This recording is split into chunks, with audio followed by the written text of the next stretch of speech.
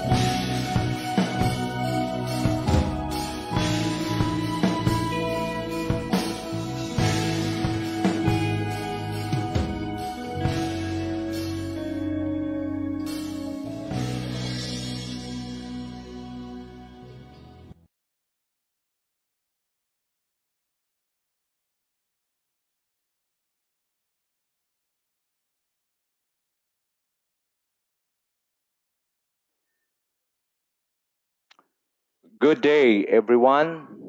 Our God is a good God. He is faithful. Ang Diyos ay mayroong pagpapala sa ating lahat ngayong umaga.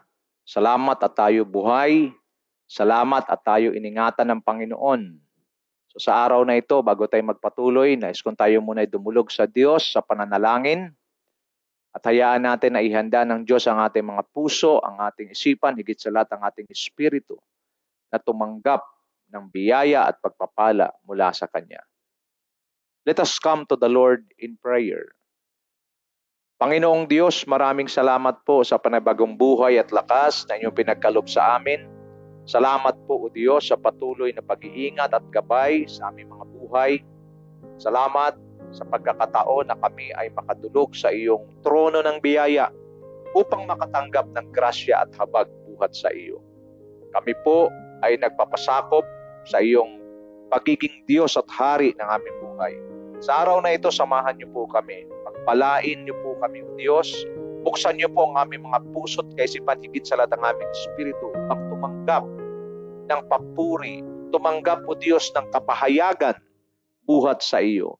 Tumanggap ng mga fresh revelations to build our spirit strong. Salamat po ng marami. Pagpalain niyo rin po ang lahat ng mga tagapakinig sa araw na ito. We're joining our hearts together to worship and to honor you, because this is the ultimate duty of man, to fear God and to obey all His commands. Be with us today, Holy Spirit, O God. Cleanse us and forgive us from all sins, so that we will be able to receive the best blessings, spiritual blessings that comes from you today. I give you praise, and I declare healing to those who are sick. I declare provision to those who are in need. I declare peace to those who are confused, and I declare courage to those who are in fear. Receive it in the name of Jesus, and the blessed people of God declare, Amen and Amen. God bless us all. We will continue our study today about the divine prescription for the immunity of God's people. So we are now on the 6th prescription, living a life of righteousness. But hindi po natin ito minamadali. Bagkos ito po ay ating hinihimay, dahan-dahan, parang pako ho. Palagi kong sinasabi, pag ikaw po ay nagpapako, hindi naman sa isang palo pa lang babaon na kaagad yan. So kailangan na maraming pukpuk yan. So upang ito'y bumaon, once na ang pako ay bumaon, ang kahoy po'y magdidikit na at ito po'y magiging matatag at matibay. So ganun din sa pag-aaral ng salita ng Diyos. There are no shortcuts in building our spirit strong through the Word of God. So maaring paulit-ulit nating narinig at mayroon pong ganun. Habang paulit-ulit nating naririnig ang salita ng Diyos, ito'y lalong tumitibay, lalong tumatatag at nare-recall natin. Because whether we like it or not, ang ating kaisipan ho ay marami, bukod sa salita ng Diyos, ay marami pa tayong ibang pinagkakabalahan. And most of the time, marami ho sa ating pinagkakabalahan ay mga bagay sa libutan, mga pangangailangan, ating mga personal concerns. And ang salita ng Diyos ay, forgive me, pero marami ho, napakaliit lang ng porsyento ng pag-iisip natin, salita ng Diyos. Ang malaking porsyento ng pag-iisip natin, lalo na kahit mga Kristiyano at mga hindi Kristiyano, talagang natuon ho doon sa pangangailangan. Pero wag natin kalimutan ang sinasabi ng Panginoong Jesus sa Matthew 4:4, man shall not live by bread alone. Most of the time, sinasabing bread, ito po yung personal concerns, mga worldly concerns, ito po yung mga kinakain natin, mga pangailangan natin, hindi po tayo daw mabubuhay dyan.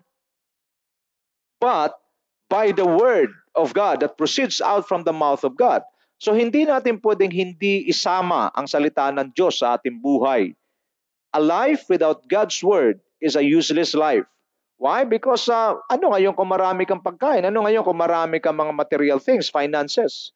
Kung wala ka namang salita ng Diyos, para ka lang namumuhay sa kadiliman. Why? Because the Word of God is a light unto our feet and a lamp unto our feet and a light unto our path. So mahalaga ho na mayroon tayong salita ng Diyos. But sad to say, again, most of the time, we spend our mind, our focus, our concern on earthly things. At yung Word of God, napakalit lang ng portion. Can we change today? Can we do the other way? Ano po ito? Kailangan mas malawak at mas malaki ang portion ng pag-iisip natin sa salita ng Diyos, pagkakaroon ng desire sa salita ng Diyos, and then yung worldly concerns natin, yung mga pangailangan, yan po idadagdag na lang ng Diyos sa atin. Malinaw ho? Baliktarin natin. That is why puro struggle ang buhay. Why? Because most of the time, ang concern ng ating kaisipan, ang focus ng ating kaisipan, ang desire natin ay puro nasa sanlibutan. At sa salita ng Diyos, napakalit. While I'm preaching to you today, I see a word 2%. Others, siguro 2% lang ang salita ng Diyos. It will not make you live.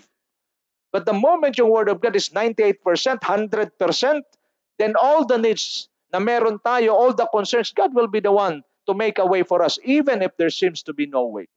Do you understand this? Mahalaga po ito. Ang salita ng Diyos dapat priority ng bawat isa sa atin. Ito ho ang magbibigay sa atin ng buhay. Now let us move on to our study today. So divine prescription is a revealed principle in the scripture that provides prescription on how God's people will be immunized for everything that might destroy his life and everything that he has. So, ang Diyos po ay nagbibigay ng gabay, lalo na ho sa gitna ho ng ganitong pandemya, sa gitna ho ng ganitong crisis, ang Diyos po hindi nagpapahuli. Because our God is not a dead God, is a living God. So, mayroon siyang ginagawa sa mga oras na ito. So, yung iba nawala ng trabaho, pero sa mga taong nanampalataya sa Kanya, patuloy na naging tapat sa Kanya, maaaring yung iba nawala ng trabaho, pero nagbukas ang Diyos, nagsara ang pinto, nagbukas ang Diyos ng maraming bintana. Kagaya ng aking sinasabi, isa sa ating mga kasama dito sa EFCCI, siya po ay ang trabaho niya angkas, pero nung pinagbawal yung angkas o anong nangyayari, na ang daming binukasan Diyos. Nagtrabaho siya sa bilang sa LTO, pumipila siya doon sa emission, nag-deliver ng mga libro ng mga abogado. Marami ho. So ano ibig sabihin? God is able to provide an extra o kumbaga multiple streams of income if you are following God, if you are obeying God. Kaya ng Diyos gumawa ng daan. Again, when they were trapped at the Red Sea, the Lord was able to part the Red Sea in order for His people to move or to be spared from the hands of the enemy. Ano po ang point dito? Kaya tayo ng Diyos i-bless, kaya tayo ng Diyos bigyan ng proteksyon at provision sa gitna ng crisis na ito. Why? Kasi nga, siya ay Diyos. Pag pinag-usapan po, ano pong dating sa iyo pag nabanggit yung salitang Diyos? Yung sa iba, wala nang dating eh. Alam niyo sa akin, pagka sinasabing Diyos, siya yung siya yung kabuuan, siya yung pinakamakapangyarihan. Pag binanggit na yung salitang Diyos for me, pag mayroong katapat na problema, it's all done. Pag nabanggit niya yung salitang Diyos. Why? Because God is powerful, God is able, and He has all the capacity and the ability, the power to solve and to provide for all our needs. Yun ang Diyos. At ang Diyos na ito, hindi lamang Diyos na nasa langit, kundi ang Diyos na ito ay siya nating Ama, na siyang nagbigay sa atin, kumakalinga sa atin, nagpo-provide sa atin sa lahat ng panahon. He is not our God, He is our Father. Ano ho? Then immunity, ito ang gusto ng Diyos eh. In the midst of trouble, in the midst of this pandemic, the Lord wants to give His people divine immunity. Why? Because He is our Father. He doesn't want His people, His children, to be harmed. Nagkakaunawaan po tayo. Ito ho ang tatay. Ako rin ho'y tatay. I have 2 sons. Nagkakaunawaan tayo? And I want my sons to be protected. I want my sons to be abundant. And I don't want anyone to harm them. Ako pa lang yan, tatay sa laman. How much more our Father in heaven? He will not allow coronavirus to come near us. Because we are under His jurisdiction, we are under His protection. Coronavirus, when it comes near us, it will pass over us. Why? Because it has no jurisdiction over us. Nagkakaunawaan tayo. Maaring mayroong infected sa katabi mo, sa kapitbahay mo, but it cannot come near you. Why? Because you have a Father in heaven who will going to provide immunity for you. Ito, mga Kristiyano na nanawagan ako sa buong mundo, sa buong Pilipinas, naunawaan natin dapat ito, na ang Diyos na makapangyarihan sa lahat, ang ating Amang nasa langit, is the one covering us, is the one protecting us. So this virus cannot come near us. Even the devil cannot come near us, cannot touch us. Why? Dapat ito laman palagi ng isipan natin. Paano ito mangyayari? By the Word of God. Dapat mayroon tayong Word of God palagi. At ito ang pinapangako at sinisiguro ng Diyos. We have immunity against all the works of the enemy. We have immunity against this virus. When you speak about immunity covering, when you speak about immunity protection, I don't care kung mayroong virus dyan, kung ano man meron, it cannot come near us. Dapat palagi yan nakalagay sa isipan natin, sa pananampalataya natin, that we are totally, completely immunized by God. And if we are living and walking according to His prescription and principle, lalo tayong pinagtitibay at pinoprotektahan ng Panginoon. Amen? We are under His jurisdiction, we are under His covering, so when this devil comes or the virus comes, it will pass over. It will not run over us, but it will pass over us. Why? Because it has no jurisdiction over us. Coronavirus is not the end. This is just part of the journey. But while we're passing on the journey, habang sila po'y dumadaan sa wilderness, sa mga Israelita, naroon ang mga venomous snakes, nandoon ang mga wild animals, pero the venomous snakes and the wild animals cannot come near them. Why? Because God was with them. Same in this pandemic, same in this day called so-called crisis. As we pass by, as we go through in this crisis, in this pandemic, we will not be affected. We will not be overcome by this devil, by these situations. Why? Because God is with us. If God is with us, who can be against us? Nagkakaunawaan po tayo. The immunity from God is very much available for His people, for His children. What is immunity? Power to keep ourselves from being affected by a disease that might cause our untimely death. So clear as crystal ito, mga kapatid.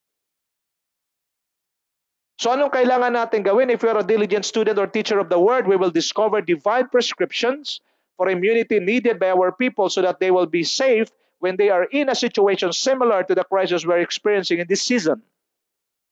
Ayo kay Pastor Wilbert. So mahalaga ho na maunawaan natin bilang mga pastor, wag po tayong papatay-patay o pabagal-bagal sa ating pag-aaral ng salita ng Diyos. Kailangan ibigay natin sa mga tao ang nararapat at napapanahong mensahe. Ganon din sa mga mananampalataya, sa mga miyembro, dapat ay talagang ngayon, kung kayo po'y dati ay papatay-patay at talagang medyo babagal-bagal sa inyong relationship sa Panginoon, but this time, there is no one and there is nothing who will be able to help us except God. Only God is able and capable to deliver us. Only God is able and capable to protect us. Nothing more, nothing less. If it is not God, if your protection does not come from God, then you are putting yourself in danger. Why? Because except God, only God is able to protect us against this virus. Only God is able to deliver us from this pandemic or crisis na sinasabi ng mundo. Kaya lamang ang mga tao na mayroong pagkakilala sa Diyos. I recalled, sabi sa Reader's Digest before, nabasa ko, ang taong mayroong pananampalataya o pananalig sa Diyos, mas mahaba ang buhay ng 3 beses kaysa taong walang pananalig sa Diyos. So if you are believing in God, if you are a believer of Christ, then praise God. Your life is thrice longer than those who do not believe in God. Praise God for that. Now, let us have a sort of review. Number 1, prescription for our divine immunity is embracing spiritual covering. Palagi ko na itong sinasabi, but again, just like a nail, we want to nail it down. So kailangan mabaon ito sa ating espiritu na kailangan if you want to receive your immunity from God, you need to embrace your spiritual covering. Pag sa church, ang iyong spiritual covering is none other than your pastor. Pag ikaw ay pastor, ang iyong spiritual covering is none other than your mentor o your spiritual father. Napakahalaga po nito. Ano po ang kayang ibigay ng iyong spiritual covering? He is able to provide you spiritual nourishment. Anong klaseng spiritual nourishment? Hindi canned goods, kundi fresh word. Kailangan natin ng fresh word, mga preskong mensahe para pag sinasabing fresh message or fresh word, it is the word for the season. Hindi pwede na ang kalagayang crisis ang binibigay mo, how to become gorgeous. It cannot be. So kailangan ang mensahe mo Pag fresh ang mensahe mo, it will address the issue or the concern or the need for the season. So yun po ang kayang ibigay. Kaya nga, yung spiritual immunity, if you are careful sa pag-embrace ng yung spiritual covering, you're strongly connected to your pastor, napakahalaga. Na kailangan strongly connected ka sa taong ibinigay ng Diyos bilang covering mo. Yes, God is our overall covering. But specifically, sa buhay mo, maglalagay ang Diyos ng tao na mag-serve as your spiritual covering, mag-serve as your carrier of your grace.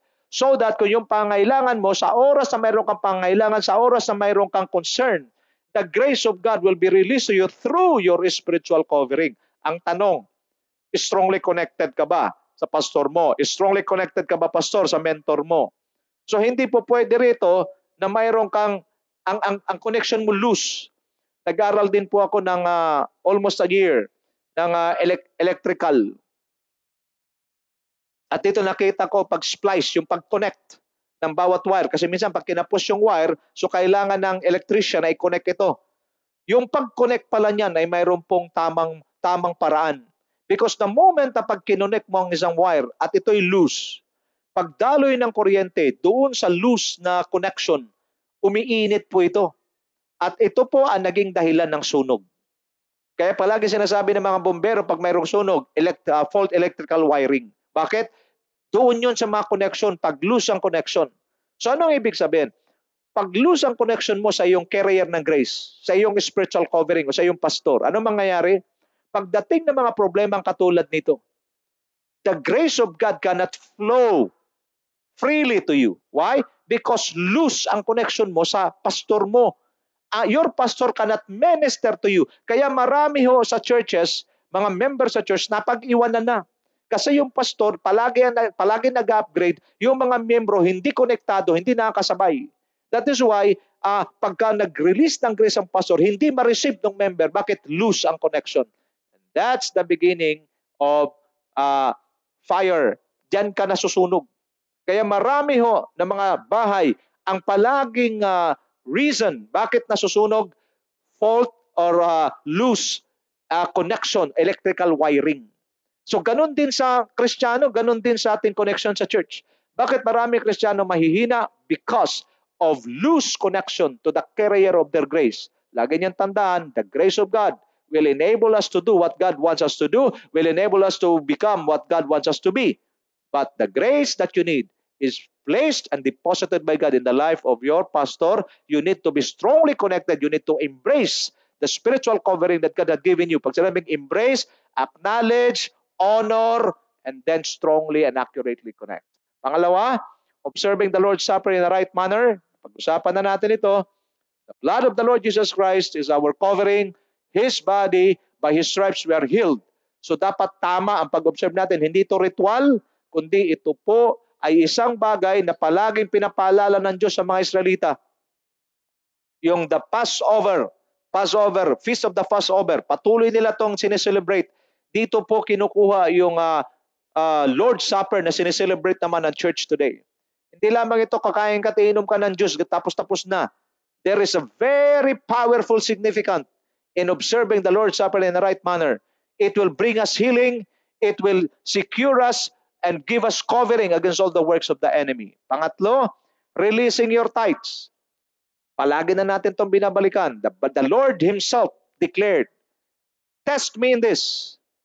Alam niyo ho, ang Diyos, tayo po'y hinahamon, nasubukan siya sa isang aspeto lang, sa pagbibigay at pagre-release, pagbabalik ng ating tithes and offering. At ito ang pinaka-acid test sa lahat ng mga Kristiyano sa panahong ito. Na kung saan pandemic, na kung saan apektado ang lahat ng mga trabaho at huwag tayo makisabay sa mundo. Ang mundo ngayon, they're hoarding. But we are the people of God, in the kingdom of God, in heaven, in the kingdom of God. There is no such thing as hoarding. Because the Lord Jesus Christ said in Acts 20:35, it's better to give than to receive. That is why ito yung panahon para patunayan natin kung Kristiyano talaga tayo. Let us release our tithes to God. Let us release our offering to God. And let us be a source. Let us become a channel of blessing to others. Magbigay tayo. Ang mundo ngayon hindi na nagbibigay. Ito na ang panahon ng mga Kristiyano na mag-shine. But again, you cannot give to other people without giving first to God. Because ang sabi ng Panginoon, test me in this, bring your tithes, bring the whole tithes into the storehouse that there may be food in my house. Test me in this, if I will not open the windows of heaven and pour out so much blessings that you have no enough room to store it. My friend, one of the blessing, one of the immunity in the midst of adversities or uncertainties is to release our tithes, releasing our tithes to God faithfully and accurately. Dito po tayo ibibless ng Panginoon. At sabi niya, I will rebuke the devourer. Who is the devourer? The devil. Ano pang devourer sa mga oras na to natin kinalalagyan? This COVID-19. This virus, when it comes near us, the Lord will rebuke it. Makinig kayo sa akin. Who will rebuke the devourer? God. Abay, pag hindi makinig ang demonyo at ang virus na ito sa Diyos, may paglalagyan sila. Nakita nyo, ito yung mga napapanahong mensahe na dapat mong marinig sa lahat ng panahon. Hindi mo alam ang gagawin mo. Even the people, rich people, even the scientists, the medical science, nahirapan sila. But for us or believers of God, we know kung ano yung kayang i-provide ng Diyos natin. Pero again, wala namang success na nakalagay sa silver plate. Palagi itong palaging mayroong kondisyon ng Diyos. So if you want the immunity from God to be served to you, anong kailangan mong gawin? You need to obey and you need to comply to the instruction, to the prescription. Alam niyo ho, kahit gaano ka-powerful yung gamot, gaano kagaling yung doktor at gaano ka-powerful yung gamot na kanyang pinrescribe sa iyo, pag hindi mo bilhin at hindi mo inumin, hindi ka gagaling. Same thing dito, kahit gaano kagandang pangako ng Diyos, bubuksan niya ang kalangitan, ibuhos niya masaganang biyaya pagpapala na wala ka nang mapaglagyan, kanyang i-rebuke ang devourer, ang demonyo, maging ang virus na ito, kaya niyang i-rebuke, pero pag hindi tayo sumunod sa kanyang requirement, we're releasing our tithe faithfully to Him. The Lord will not also do His part. Walang question sa Diyos, faithful ang Diyos. Pag sinabi niya, gagawin niya. Pero gagawa lang siya kung gagawin mo ang sinasabi niya. Why? Because God will not take care of robbers. He will only take care of those who are faithful to Him.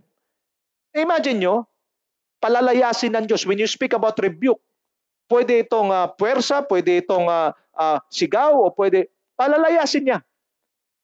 At anong trabaho ng demonyo? To kill, to steal, and to destroy. But he cannot come near you. Why? Because you are protected by God. By how? In what way? By releasing your tithe faithfully and accurately to Him. Nagkakaunawaan po tayo.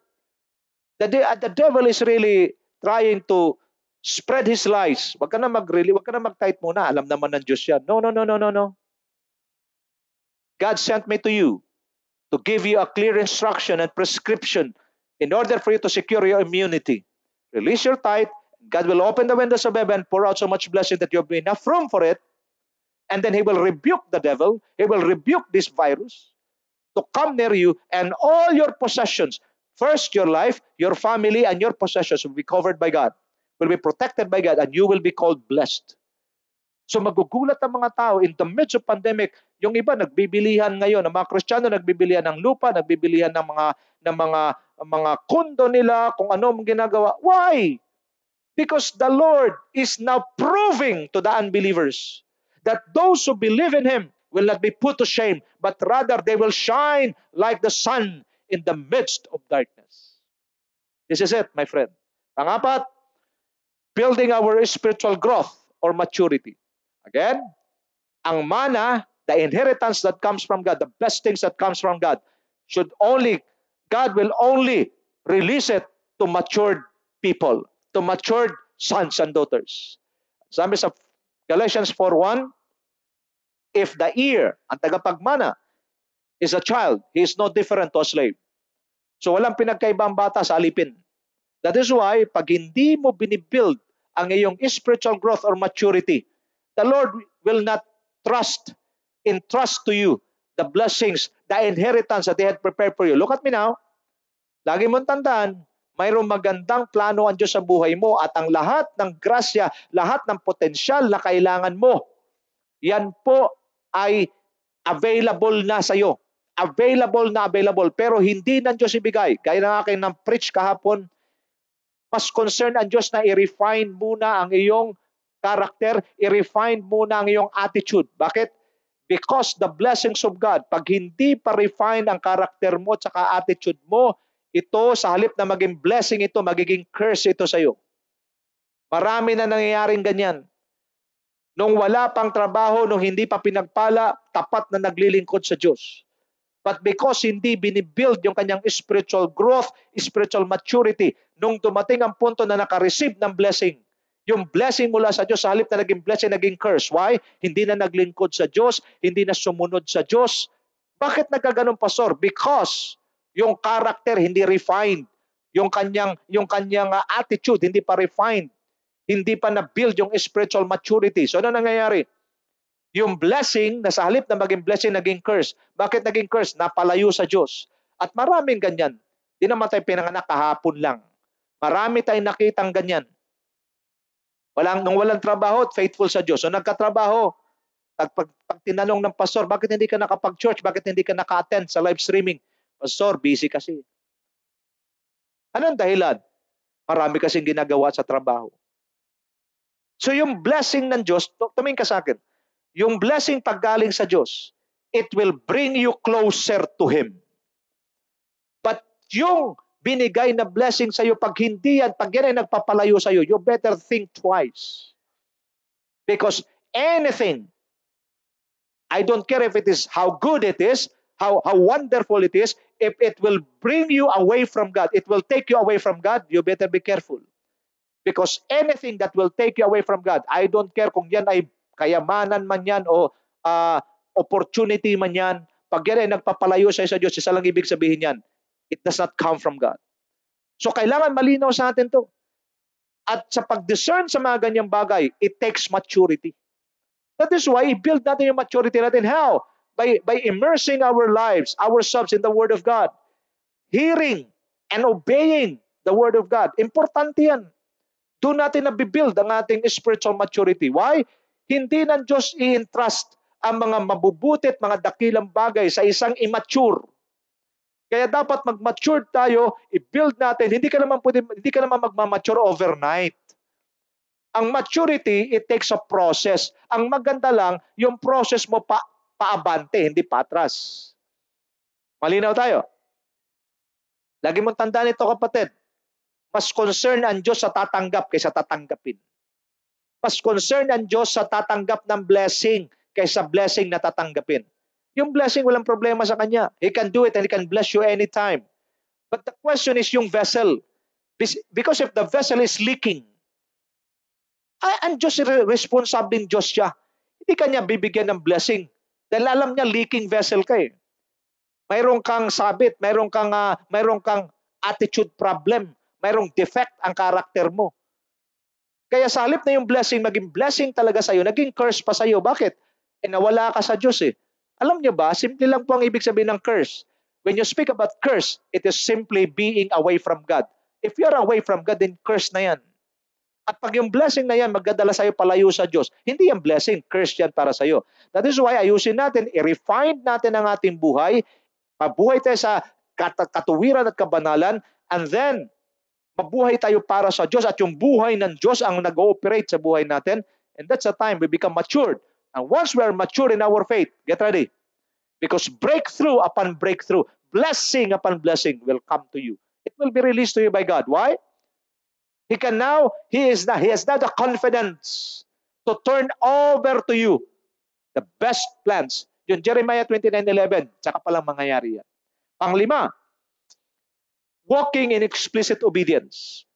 Another prescription for our immunity is we are walking in explicit obedience.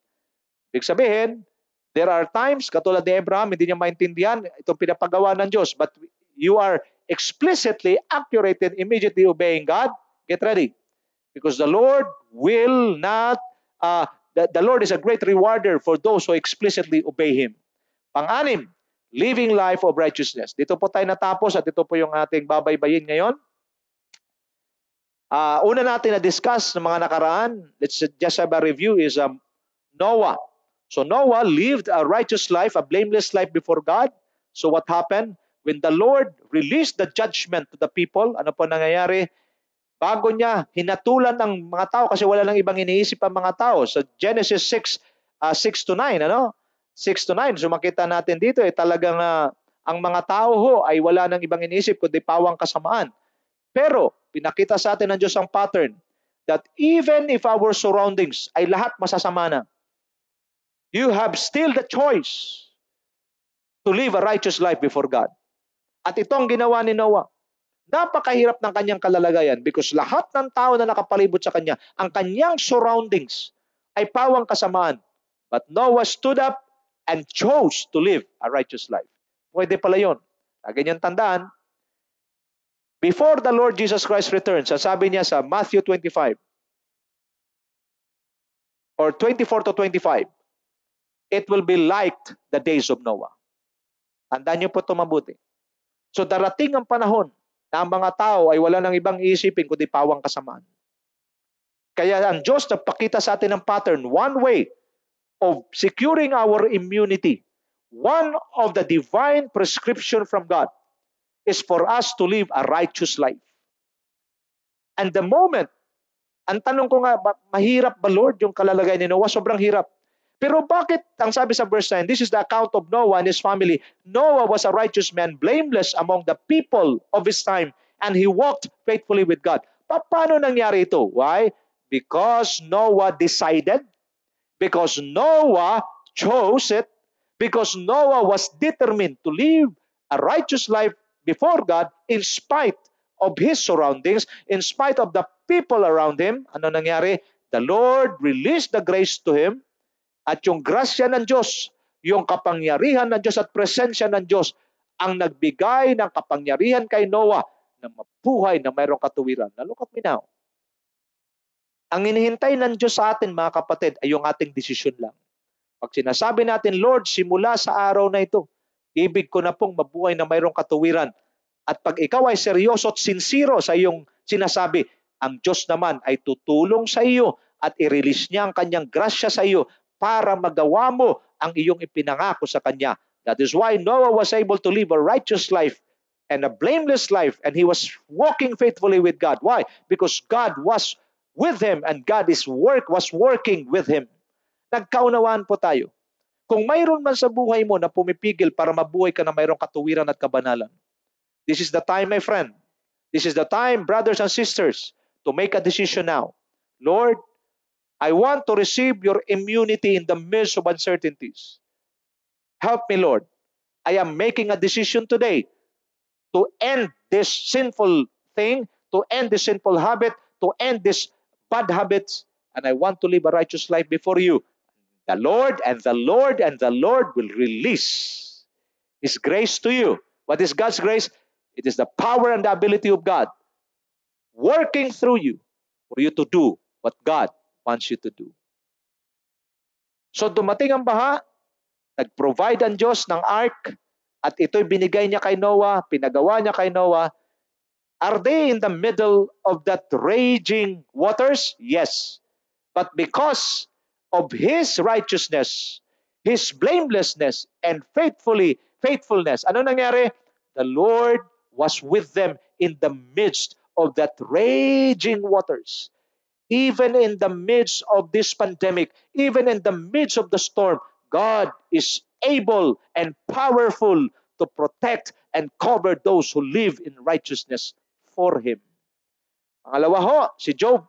Naalala natin, siya po'y tapat din na naglilingkod sa Diyos, blameless before God, but the devil, nakita ho natin, hindi po na dahilan at hindi po katuwiran na pag tayo nabuhay sa may katuwiran at kabanalan, hindi na tayo atake ng demonyo. But the good news is, listen to me carefully, the good news is, to the righteous, before the devil can attack them, they have to ask permission from God.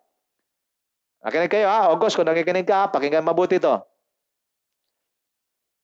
Sa unrighteous or sa unbeliever, hindi nahihingi ang Diyos, hindi nahihingi ang demonyo ng permiso sa Diyos.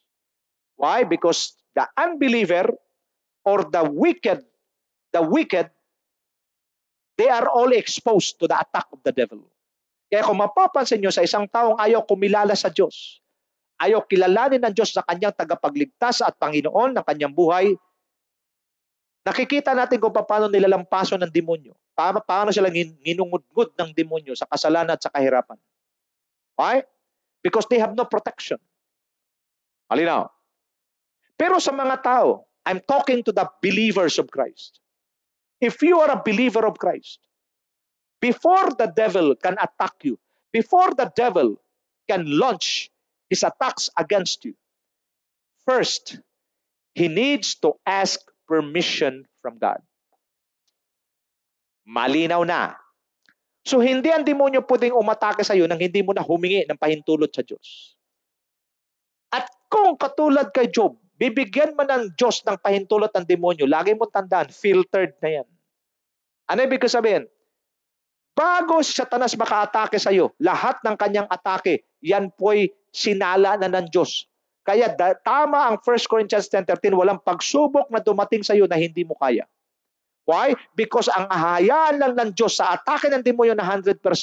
Kung nakita ng Diyos ang iyong kapasidad ay 70% pa lang, ang palulusutin lang ng Diyos na atake ng demonyo at papayagan niya ay 40%. So anong ibig sabihin? Kung 70% ang capacity mo, 40% lang yung atake sa iyo. Ano ibig sabihin? Kayang-kaya mo yan.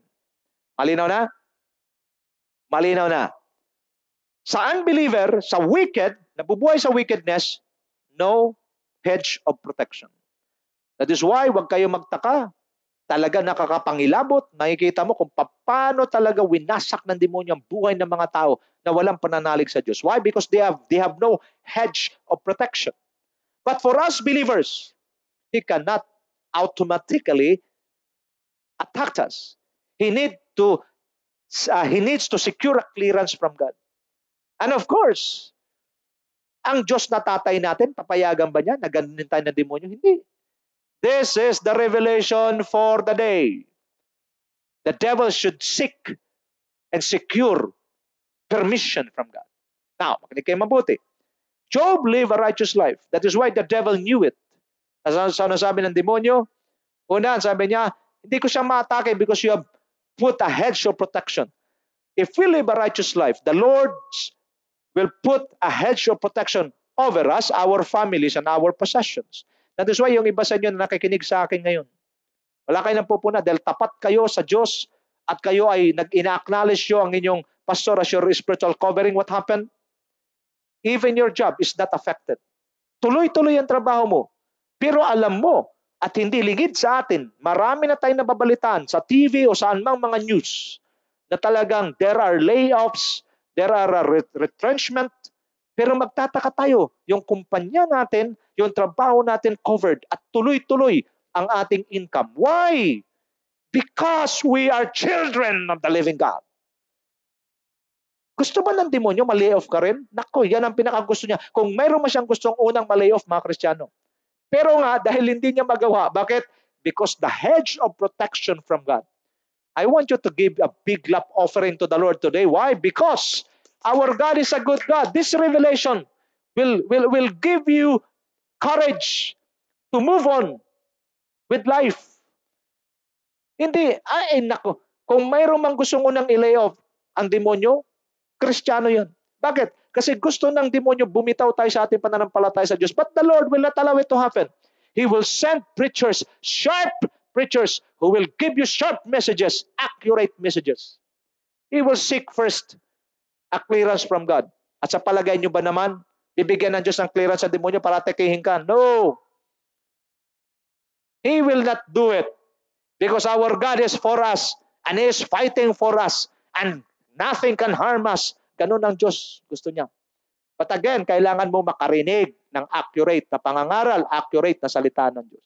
Lift up your hands. I declare in the name of Jesus that the devil cannot come near you. He cannot launch his attack against you because we are totally, completely, undisputedly covered by God. In the name of Jesus, your life, your family, and your job is untouchable by the enemy. Instead, the very hand of God will touch you. The very hand of God will bless you right now. The Lord, I pray that the hedge of protection from God, the blessings from God, All the works of your hands will be blessed by the Lord, and the evidence and manifestation of the blessings of the Lord in your life is prosperity. I declare in Jesus' name, you will be prosperous in the midst of this pandemic. I pray in the name of Jesus, you will buy lots, you will purchase lots and houses for you in the name of Jesus. The favor of God is being released to us by God right now because of this revelation that we receive. In Jesus' name, receive it, and all the people of God say, Amen and Amen. So the devil can no longer appear before God. Sabi ko nung nakaraan, di ba? Before, the devil has the capacity. Mabasa natin, basahin ko lang, sabi ko sa Job 6:1 verse 6, one day the angels came to present themselves before the Lord, and Satan also came with them. Before the devil has the access to appear before God. Now, look at me now. Watch me now. But when the Lord Jesus Christ died on the cross of Calvary, He put a restriction for the devil to appear before God. That is why, huwag kayong matakot na mangyari pa ito katulad kay Job. It will never happen again. Why? Because the devil can no longer appear and appeal before God. Kung nagawa niya nung kay Job, pwede siya makipag-usap sa Diyos. This time, nung namatay ang Panginoong Hesukristo sa krus ng Kalbaryo, nilagyan niya na ng restriction ang demonyo na mag-appear before God. Patunayan ko sa iyo, where is Jesus now? Jesus seated at the right hand of God. Sa palagay niyo, sino ang nag-cause ng death ng Panginoong Hesukristo? The devil. Now, where is Jesus now? Seated at the right hand of God. He is interceding for us. Sa palagay niyo, mayroon pang lakas ng loob at kapal na mukhang demonyo na humarap sa Diyos, naroon si Kristo, makikita niya. Never.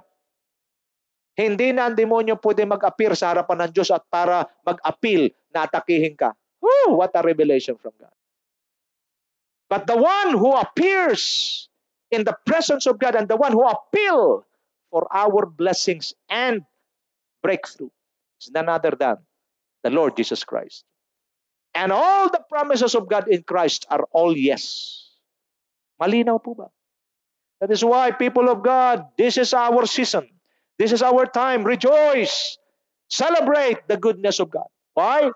Because our Jesus, our Savior and our King, seated at the right hand of God, interceding for us, praying for our breakthrough, praying for our blessing, releasing and empowering us right now. Forget the devil. Begin to meditate and celebrate the goodness of God. Our God is good. Amen? So hindi na po ito mangyayari uli. Because the Lord Jesus Christ had already placed a restriction against the enemy. I cannot imagine. Kung mangyayari ito uli, makita ng demonyo si Kristo, magkatinginan sila, ay hindi ko alam kung saan ito pupulutin. Baka mabilis pa sa alas 4, lalayas ito sa presensya ng Diyos. But again, the truth is, he can no longer appear and appeal before the presence of God. Why? Because the one appealing for God's people is none other than the Lord Jesus Christ, who's seated at the right hand of God. And the good news in Ephesians 2:6, ang sabi, and we are seated with Him in the heaven realms. On earth, we are here, but in the Spirit, we are seated with Christ in the highest position in heaven realms, and the devil is in the lowest position. Glory to God, including this virus, including this pandemic, it will not affect us. Why? Because we are in Christ, and if we are in Christ, then we are totally, completely saved. Amen. Ito yung immunity. Ano pa ho? Righteousness, sabi ni Pastor Wilbert, righteousness puts a hedge of protection in our lives and families. Righteousness assures us of immunity from our enemy. If we choose to live a righteous life before God, we are giving God a reason that He will never refuse, but rather He will execute. He will put a hedge of protection over us Our righteousness assures of our immunity against the enemy. Kaya pala mga kapatid, walang tigil at humpay ang demonyo sa pag-present ng mga temptations, mga pag-diversion ng ating focus sa Diyos. Why? Kaya nga sabi ng Panginoon through Apostle Paul, di ba? Fix your eyes on Jesus, the author and the finisher of our faith. Ano naman ginagawa ng demonyo? Divert your focus on Christ. At dito ka sa problema, sa pandemic, sa virus, sa mga kontrabida, sa politika. Ito yun. Dinadivert ng demonyo. Why? Because pag nakafix ang Kristiyano sa kanyang paningin, nakafix lang kay Kristo, breakthrough upon breakthrough, righteousness upon righteousness, and then the devil cannot do anything against you. That is why dinadivert niya. Naunawaan nyo na po ba?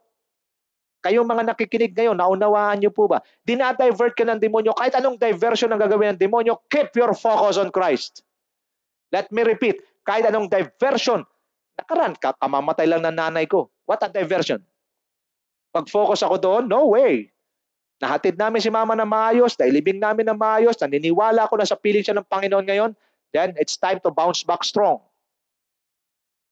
Hindi tayo pwedeng ikulong na sitwasyon natin. That is why maraming mga Kristiyano nagpakulong sa sitwasyon. Mayroon pang Panginoon. Higit sa iyong sitwasyon, mayroong Panginoon. Doon ka sa Panginoon, tumutok. Ito na yung takdang panahon. Kung palagi mo nababasa at narinig ito, fix your eyes on Jesus, dati di mo pinapansin, ito na yung takdang panahon. I am appealing to you in the name of Jesus. This is the right time to apply Hebrews 12:2. Fix your eyes on Jesus. Pasasabing fix, and it is stable, it is permanent, it is immovable. Doon ka lang nakatingin kay Kristo at sa mga pangako ni Kristo. Dahil the moment na mag-shift ka, mag-divert ka, at magpaisa ka sa demonyo, then that's the beginning of your fall. Nagkakanawaan tayo. Ito na yun. Hindi lang to salita. This time, gawin na natin. Be a wise hearer. Don't just listen to the word, but be a doer of God's word. Fix your eyes on Jesus. When the world says, there is no way, the people of God declare, there is a way. When the people say in the world, hopeless, the people of God will say, there is hope in Jesus. Why? Because we're fixing our eyes on Him. He is the author and the perfecter, the author and the finisher of our faith. Malinaw tayo? So the enemy now, we are unmasking the enemy that he can no longer attack us because we are the people and the children of God. If the children of God lives in righteousness, we have the assurance that we have immunity against the attacks of the enemy. Oh, what a revelation today. That is why, mapapansin nyo, tuloy-tuloy lang ang trabaho mo. Tuloy-tuloy lang ang pag-iingat ng Diyos sa'yo. You do not know, pag umaalis ka, gano'n ka kasigurado, paglabas mo ng bahay, yung mga kasalamuhan mo, hindi infected? Do you have the knowledge? Do you have the capacity? Do you have the ability to determine kung infected yan o hindi? Wala, di ba? And then you are mingling with them, you're conversing with them. Nakakasalamuha mo sila, hindi mo alam. Pero bakit uwi ka ng bahay, safe ka pa rin? Why? Because you are a child of God. Mga Kristiyano, ay kung mayroon man tatalon ngayon, papalakpak at matinding sisigaw ng papuri, mga Kristiyano yun. Yung mga unbeliever nga, they're suffering right now because they have no immunity from God. But for us believers, the immunity of God is very evident. Pansinin mo, lalabas ka ng umaga sa bahay mo, magtatrabaho ka, pag uwi mo, safe na safe ka pa rin. Why? Because you have the immunity from God. Dagdagan pa ng iyong righteousness, purihin ng Diyos. Malinaw na? Now, if you are a believer of Christ living in righteousness, what will happen? Even your needs will be provided by God. And true enough, nararanasan natin. Okay, another man na nabubuhay sa righteousness, Genesis 15:6, Abraham believed the Lord and he credited it to him as righteousness. So dito makita natin, si Abraham man, sumunod siya sa Panginoon, pinaglilingkuran niya ang Diyos ang buong puso. Ano nangyari? It was credited to him by God as righteousness. Okay, so let me read to you a verse from the Bible, Romans chapter 3, 21 to 26. Ang sabi, but now apart from the law, the righteousness of God has been made known, to which the law and the prophet testify. This righteousness is given through faith in Jesus Christ to all who believe. There is no difference between Jew and Gentile. For all have sinned and fall short of the glory of God, and all are justified freely by the grace through the redemption that came by Christ Jesus. Lagi natin tandaan, the Lord Jesus Christ is holy and righteous. But in 2 Corinthians 5:21 it says, listen to me carefully, He who has no sin was made sin for us sinners to become the righteousness of God.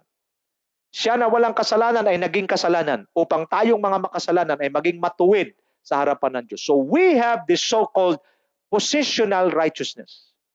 Nung tayo tumanggap sa Panginoong Jesus, tayo po ay mayroon kaagad na secure na position. Anong position ito? Positional righteousness. But again, yung posisyon natin na being righteous through Christ must be or should be manifested in our physical. The positional righteousness should become an experiential righteousness. Nagkakaunawaan tayo. Yung posisyon mo bilang righteous, si Kristo nag-secure noon. Pero para maranasan mo sa physical mo yung pagiging righteous, kailangan mo tong lakaran, kailangan kang magdesisyon na mabuhay ng katuwiran. And the power of the Holy Spirit will be released to you. Kaya pag nabuhay tayo na mayroong katuwiran, ang kasunod niyan, seek ye first the kingdom of God and His righteousness. And all these things, the needs, the protection, the presence of God, the provision from God will be released to you. By whom? By God Himself. Malinaw ho, in verse 25, God presented Christ as a sacrifice of atonement through the shedding of His blood to be received by faith. He did this to demonstrate His righteousness because in His forbearance, He had left the sins committed beforehand unpunished. He did it to demonstrate His righteousness at the present time. Now, papa natin, He did it to demonstrate His righteousness at the present time so as to be just and to the one who justified those who have faith in Jesus. It was Jesus who took our sins, placed it in His body, and nailed it on the cross so that we who are sinful, who deserve to die, was justified by God through the death of Christ. Alam niyo, pagka ito ng pinag-uusapan, talagang namumove talaga ako. Anong meron sa akin, Panginoon? Anong dahilan para mamatay po kayo para sa akin, para kunin niyo aking mga kasalanan? Isa lang ang sagot ng Diyos, wala. Bakit niyo po ito ginagawa? Isa lang ang sagot ng Diyos, dahil mahal kita. Dahil mahal ka ng Diyos, kaya ka ng Diyos niligtas. Walang kapalit na dahilan. Dahil wala naman talaga tayong idadahilan. Dahil puro lang tayo kasalanan at kasamaan. Pero in spite of our sinfulness and wickedness, the Lord chose you to become part of His family. And He took your sins and placed them in His body and nailed it to the cross so that we, you and me, who are sinners, will be justified by God. That is why when the devil comes to you at ibabalik sa iyo ang kasalanan mo, itong ginawa mo noon, tell the devil straight in the face. Rebuke him in the name of Jesus. I am justified by God. Malinaw ho? 2 Corinthians 5:21, God made Him who had no sin to be sin for us, so that in Him we might become the righteousness of God. According to Pastor Wilbert, sabi niya, believing in the finished work of Christ on the cross puts us in the right standing with God. But we cannot hide from that positional righteousness, and with that we must be expressed through practical and godly living. Again, ang pagliligtas at pag-justify sa atin ng Panginoon in the Spirit, kailangan ma-express ito sa ating araw-araw na pamumuhay. Ako po'y nakikiusap sa ating lahat. In the name of our Lord Jesus Christ, mabuhay po tayo na mayroong katuwiran sa Panginoon. Magdesisyon po tayo sa araw na ito, so that we can secure the hedge of protection from God, so that we can secure that all the works of our hands will be blessed by God. And the moment the works of our hands are blessed by the Lord, prosperity is the first evidence and manifestation of that blessing. Ephesians 4:22 to 24, it says, you were taught with regard to your former way of life, to to put off your old self, the flesh, which is being corrupted by its deceitful desires, to be made new in the attitude of your mind, and to put on the new self, created to be like God in true righteousness and holiness. In short, what righteousness means, number one, right standing with God. My friends, ako po'y nakikiusap sa ating lahat. You know yourself, I know myself. Kumusta yung standing natin sa harapan ng Diyos sa mga oras na ito? Are we standing righteously before the Lord? Because righteousness simply means right standing with God. How's your stand before God? Kung mayroon pa po, alam niyo, hindi tayo pwede maglihim sa Diyos. Because sa Diyos, madilim o maliwanag, sa Kanya parehas lang. And there are no hidden things. We cannot hide from God. Kaya nga sabi ko, si Adan at si Eva, nagtago sila sa harapan ng Diyos, tinanong sila, saan kayo? Ibig sabihin ba nun, Pastor? Hindi alam ng Diyos. No. Alam ng Diyos, but God gave them a leading question for them to repent. Just like today. Alam ng Diyos ang ginagawa mo at ginagawa ko. Ngayon, ikaw ang nakakaalam, tsaka ako, kung ito pa'y righteous. But lagi mong tandaan, ano ibig sabihin ng righteousness? Right standing with God. Ayusin na po natin. Ito po ang word for the season. Let us secure and ensure that we have a right standing before God. How? Through repentance. Ayusin natin. Kung mayroon tayong alam natin sarili natin kasi alam ng Espiritu natin at saka ng Holy Spirit kung ano talagang pinakatunay na kalalagayan natin before God. If you want to secure your immunity in the midst of uncertainties and adversity, you need to live a life of righteousness. And righteousness means having a right standing with God. Kung kailangan natin mag-repent ngayong umaga, gawin natin. Kasi malinaw ang pangungusap ng Diyos. God can only protect us. God can only provide for us. God can only secure a hedge of protection and blessing in our lives the moment we have a right standing with God. Now, look at me now. If we choose to commit sin before God, then we are declaring war against Him. Have mercy on yourself. I beg you in Jesus' name. Because committing sin intentionally before God, you are declaring war against Him. Kung hindi mo to alam, mauntog ka sa katotohanan, ito yung ginagawa mo ngayon. Sa mga nagpapatuloy sa paggawa ng kasalanan sa harapan ng Diyos intentionally, para ka nagdedeklara ng giyera laban sa Diyos. Maawa ka naman sa sarili mo. But if you will take heed, you will listen to the word of God that I'm releasing to you today. Willing ka na magdesisyon. Pastor, naunawaan ko sinasabi ninyo. Pagsisisihan ko na, tatapusin ko ng kasalanan na ito. Huwag kang matakot sa epekto ng kasalanan. Just obey God. Look at me now. Kung mayroong kasalanan na sa tingin mo, pag tinigil mo, makaka-apekto sa iyo ng malaki, just obey God and leave all the consequences to Him. Bawat kasalanan may consequence. At bawat naman pagtigil ng kasalanan, may consequence din yan. But the good thing is, yung consequence na darating sa iyo dahil resulta ng pagtigil mo sa pagkakasala, may consequence ba yan? Yes, meron din. But the good news is, sa consequence na tatama sa iyo, mayroong Diyos na sasalag para sa iyo. Bakit? Ginawa mo ang pinapagawa niya sa iyo.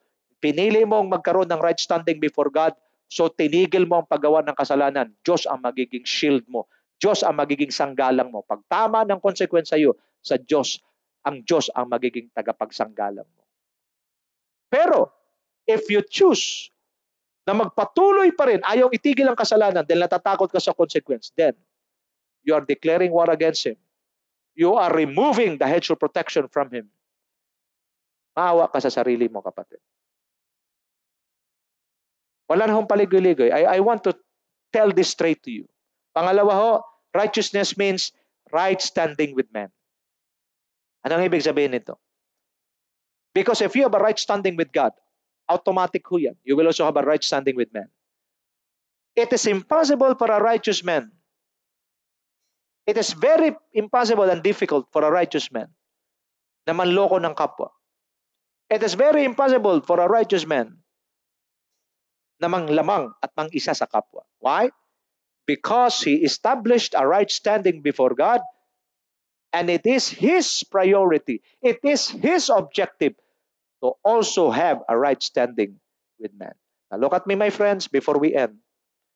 If you secure a right standing before God, you are also securing the favor of God. And the moment you secure the favor of God, God will be the one to secure the favor of man to you. Let me repeat. Having a right standing before God is simply securing the favor of God in your life. And if you are able to secure the favor of God in your life by living a life of righteousness, God will be the one to secure the favor of man to you. And if these things happen, get ready. Because beginning today, if you will make a decision, the Lord will be the one to secure the favor of man to you.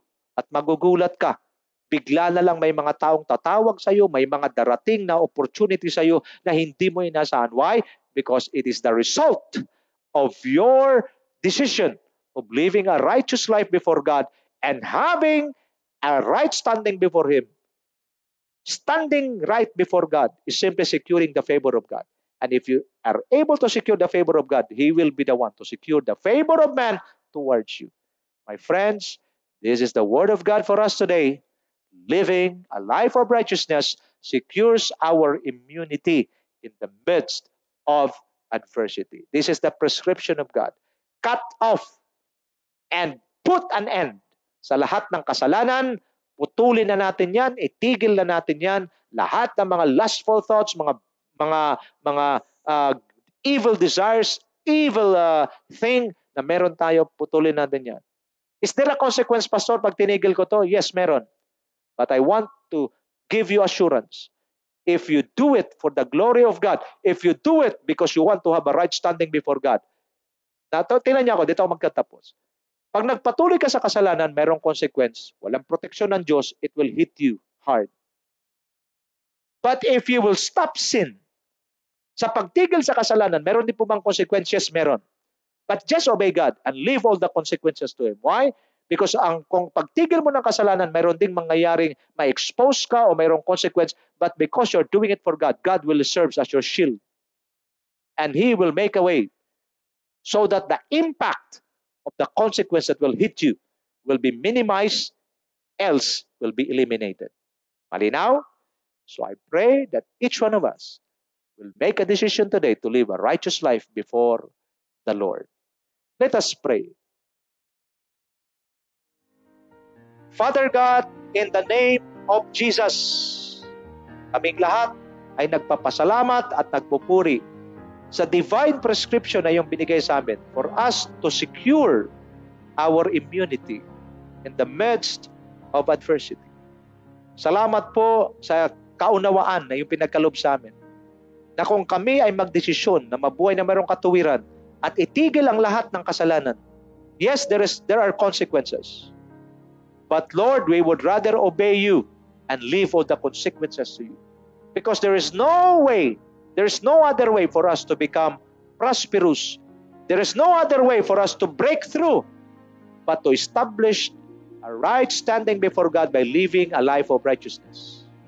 And the moment we are able to secure the favor of God in our lives, you will be the one, O Lord, to secure the favor of man for our lives.